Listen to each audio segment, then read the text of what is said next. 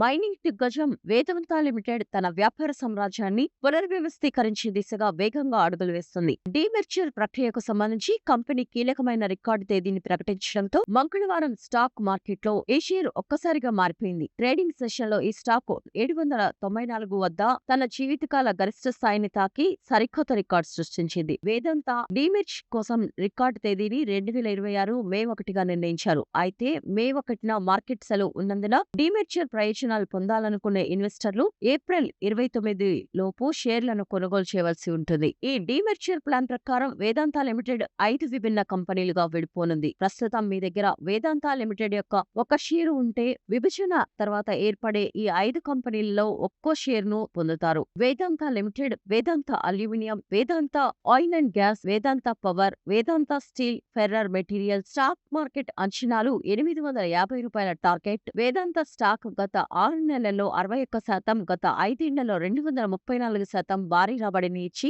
ఇన్వెస్టర్లలో సరికొత్త జోష్ను నింపింది. ఈ నేపథ్యంలో ప్రముఖ ఇన్వెస్ట్మెంట్ అనలిస్ట్ అన్షుల్ జైన్ షేర్కు బై రేటింగ్ ఇచ్చారు. మొత్తం డీమెర్జర్ ప్రక్రియను జూన్ 30 నాటికి పూర్తి చేయాలని కంపెనీ లక్ష్యంగా పెట్టుకుంది. అయితే కొన్ని ప్రభుత్వ అనుమతులు రావాల్సి ఉన్నప్పటికీ ఇన్వెస్టర్లు మాత్రం దీనిని ఒక సువర్ణ అవకాశంగా భావిస్తున్నారు. 2021లో రూ. 65 వద్ద ఉన్న ఈ షేర్ నేడు రూ. 800 దరిదాపుల్లో ఉండడం కంపెనీ వృద్ధికి నిదర్శనం.